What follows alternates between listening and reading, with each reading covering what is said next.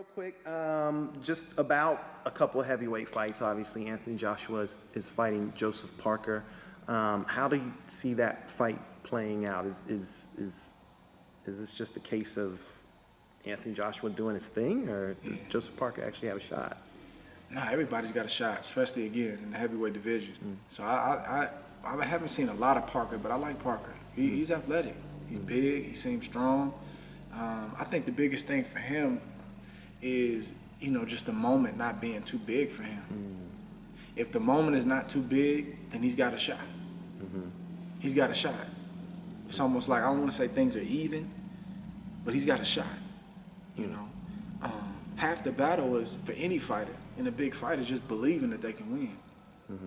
I mean, I can go through boxing history and point out fights and fighters who should not have beat certain guys, but they believed it. You're not gonna beat me tonight. Buster Douglas, Mike Tyson. Yep. You're not beating me tonight.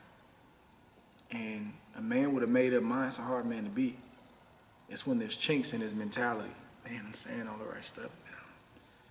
I don't know. I don't know if I can take his punch.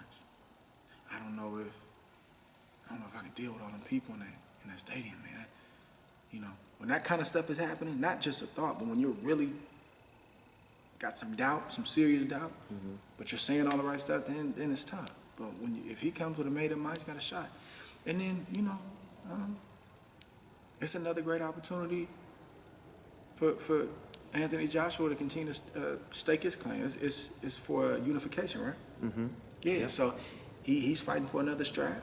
He's fighting to secure his legacy and put himself in a position and to stake his claim as the heavyweight champion. Right now it's you still got Wilder, you still got some guys out there. So I don't think any heavyweight can completely state that right now, but Parker is a good fight to have while they're trying to figure out the situation with Wilder. Ortiz and Wilder is a good fight while they're trying to figure out Parker and Anthony Joshua. So both fighters are taking dangerous fights in the interim while they're trying to figure their situation out. So I love it. It's old school heavyweight boxing. I know Joseph Parker's team, his promoter, I think, they made a couple comments about Anthony Joshua's chin. David Price came out and said something, I put him down. A couple other people have said some things. And it looked like it really got underneath Anthony Joshua's skin. Like, I mean, he didn't go crazy or anything like that, but you could kind of tell that was bugging him a little bit. Do you think that might give Parker the mental edge, at least for right now, because they have kind of rattled him up? I mean, is that a good thing or is that a bad thing? It depends. I mean, I don't know how much it affected Anthony Joshua, but it goes both ways, though. Because if you say that, you got to back it up on Parker's end. On Joshua's end, he's been around a long time. So even though he probably felt a certain way at the press conference, if that's what you're referring to, he's got plenty of time to get his mind right. He's got a great coach, Robert McCracken. Robert knows the game. He's a great coach. So he'll tell him, listen, man, that's what he's trying to do.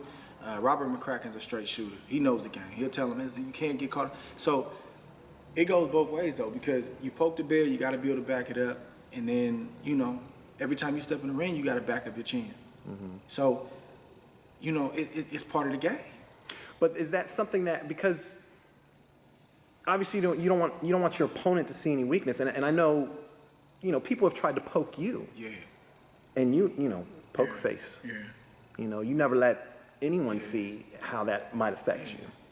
So how do you control those emotions? How do you? Some of that is personality, though. I mean, I think from what I've seen, Joshua's pretty even keel.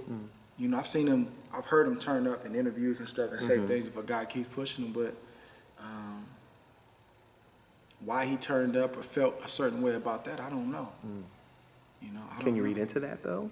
You could, but it may be nothing there. You may just be getting this guy riled up, and then you find out, come fight night, I really didn't want to get this guy riled up the way that I did. Yeah. So it's touchy. Like if you looked at the build up to Ward Kovalev 2, based on what was said, I didn't say much. He said everything. To some, that may have looked like he's got the edge. Ward is scared. He's not saying nothing. And Kovalev said all the right stuff. I'm gonna finish your career. You got a gift the first time. Just anything he could say, he said. But my silence was really strength. And I saw weakness in the type of things that Kovalev was saying, but then the multitude of things he was saying. He was talking too much. Can't talk that much, man. You hiding something. So on the surface, you can misinterpret what you're seeing, misinterpret what you're hearing. It's tough. I don't know. I don't know. He could have just had a bad day. He may have just, who knows? Yeah. He may have just had a bad day that day. He might not, Parker's been doing a lot of talking, so it may have just been a build-up. It may not even really been the chin thing. The chin thing may have been the last straw. It's tough to say. Yeah. So you take a mental note, but you can't put too much into the pre-fight stuff. Take a note, but can't put too much into it. Yeah. Can't put too much into it. But I think it's going to be a good scrap, though. Yeah, well, at least I hope so. Yeah, right. Yeah, I hear you. What about...